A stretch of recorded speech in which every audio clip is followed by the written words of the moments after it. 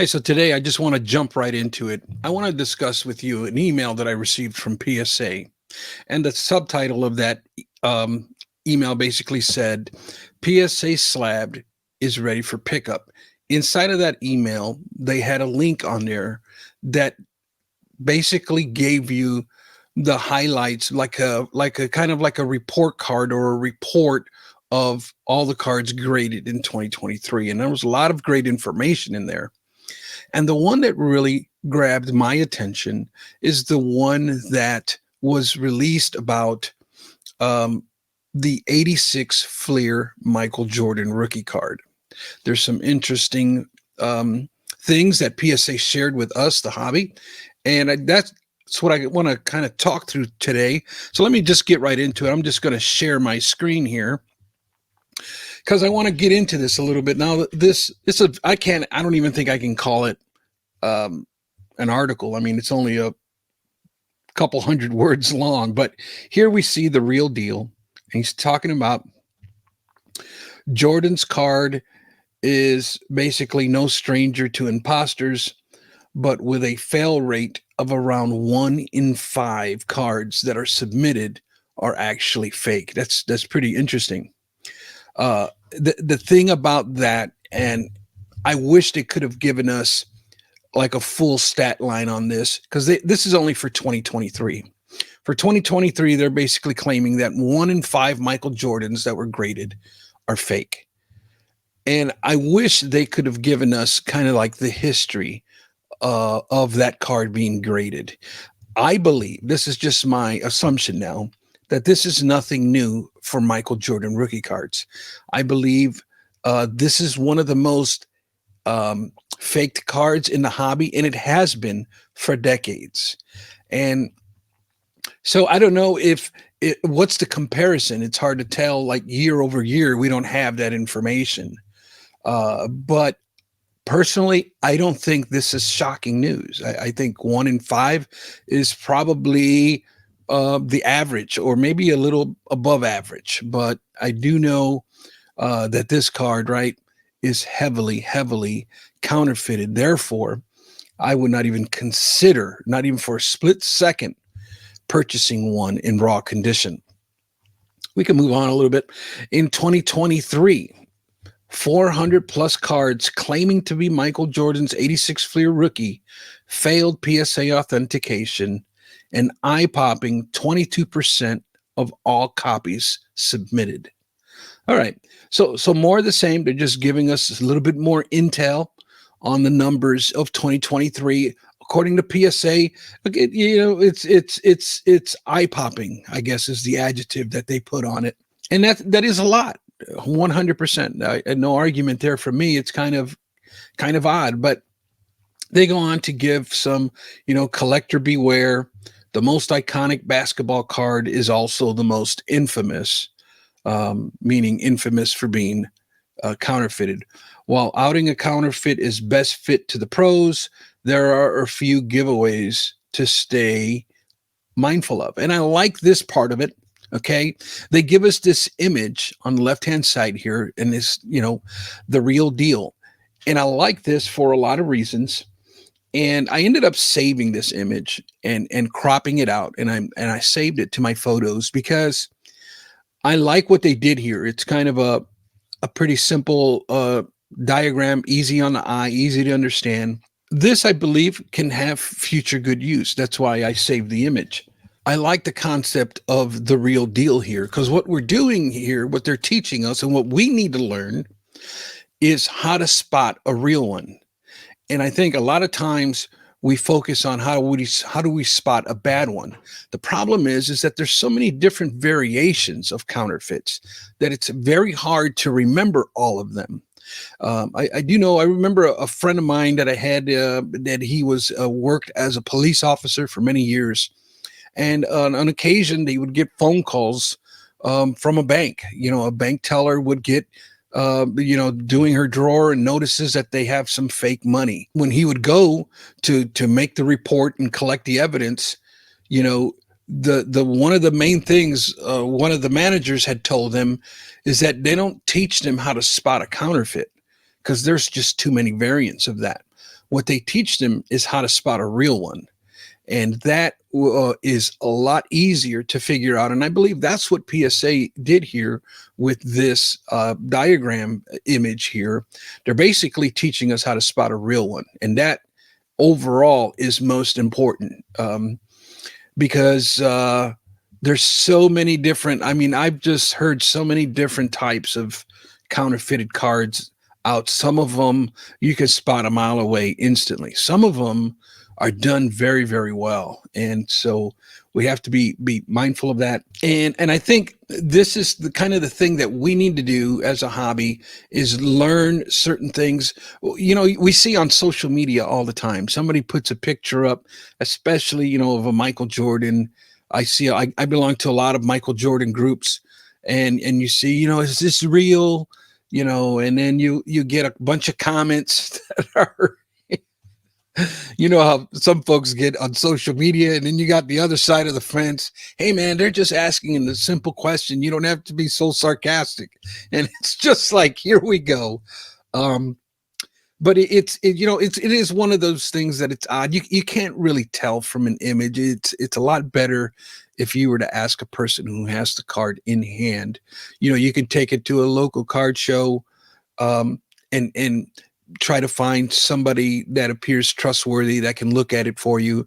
Maybe a local card shop can help you determine whether it's counterfeit or not. It's just a lot easier when you have the card in hand. To just shoot up an image or two on social media with bad lighting at a distance, it's kind of pointless. It really is. You know, there's a lot of good sources out there. You can even on YouTube just punch in that information and watch several YouTube channels that can give you or YouTube videos that'll give you a lot of insight onto what to look for. But at the end of the day, the responsibility falls on us to kind of determine, you know, whether it's real or fake. And we need to do a little bit of homework. That's how come I saved this image. I like this image because it really spots on all the notorious little things that all the little nuances of the card that we should know about. And so, yeah, that's kind of my, you know, and why does this happen? You know, we see it, especially, you know, 1979, Wayne Gretzky rookie is another one that's notorious. This one, obviously. And I just think it's because the demand is so high for these cards, and technology for computers is so good now. When you look at the technology from 1979 and 1986, when these cards were made, and you compare it to today's technology, I mean, it's just a huge difference. You know, computer technology, printing technology now is so good. And, you know, yeah, these types of things, unfortunately, man, this hobby is just riddled, you know, with this type of situation. And, you know, I don't know when that kind of thing, I wish it would stop already. You know, it gets really discouraging sometimes when you see all the shysters in this hobby, man. It's like, come on, guys, we could do better than that. But anyways, yeah, just wanted to talk about that. And it really, you know, me being sarcastic on this topic, I got 2 points of views. One is sarcastic, and one is an honest view. But my sarcastic response would be, hey, PSA, you know, thanks for doing your job. You know, that's how come we pay you this astronomical amount of money to grade a Michael Jordan rookie card, so that you can tell us if it's authentic or not. So, attaboy for doing your job. And I'm being sarcastic. The second one, I'm probably being a little more sarcastic too, but I just seem to think that Nat Turner is just trying to kill this card. His 86 Fleer, I think he just does not like this card. And he's doing everything in his power to destroy the credibility and the desire for this card. But I'm just being over the top on that one. But anyways, very interesting thing there with Michael Jordan's rookie card. Wanted to share my thoughts on that. Another topic that I wanted to touch on with you guys, I was going to create a separate video on this and kind of put it under the fact or fiction theme that I like. But I went ahead and decided just to put it at the end of this video. Maybe you can tell me what you think in the comments below. But it's on this notion that says that card shows need to be busy. And I started to think about that a little bit. And I started to think, I don't know about that. Now, hear me out here, okay? A lot of times when we talk to another fellow collector friend, some of the things we say, I got a card show, and what's the first thing that we ask? Was it a good card show? Or was it busy? And that's just like common lingo that we use. And our typical response is, it was slow, but it was okay. It was slow, but it was good. That type of thing. And there seems to just be this kind of like, we feel let down because the card show was slow. But as I started to give that a little bit of thought, I seem to feel like when a card show is slow, that's advantage to the buyer. So to me, a slow card show is a good card show, because that means that the advantage is to the buyer. But on the flip side of that, we have like a dead card show. I think there's a distinct difference between a slow card show and a dead card show. A dead card show, it is just, it's like pitiful in there. It's like you go in there and you can like hear a pin drop type of thing. That's not a good place to be either, because I think that now discourages dealers from setting up again. And that's how come that can be detrimental to a card show, or you end up getting like the same guys over and over again with the same inventory over and over again. And maybe that's how come a slow card show turns into a dead card show. And maybe it's because of the dealers. But I just think that eventually, if that behavior continues, eventually that card show just phases out altogether. And on the flip side, even of that, I think is when a card show is like super busy. Now, a busy card show is exciting, right? And we love it. And then because more people show up, we meet up with our friends, and the social aspect of it is wonderful. But a busy card show is advantage to the dealer. If you can recall the National, 2022 National in Atlantic City, that was all of the hype, the excitement, the energy, the momentum going into the National, where the market was at. There was this thing where the advantage now was to the dealers. There was just so many people, and demand was so high that prices went up, and dealers did not want to move all that much. If you recall, I have videos. I made videos on it talking about that very thing. If you look up 2022 National on YouTube, you're going to find that same theme, that same topic spoken on over and over again, because it was so busy, because it was so exciting and so hyped up. It was advantage dealers. And I don't think that's a good place to be either. And I guess my main point in all of that is that I would prefer to see like a slow to moderately busy card show. Okay. And I just think slow to moderate keeps everybody honest, keeps everybody interested.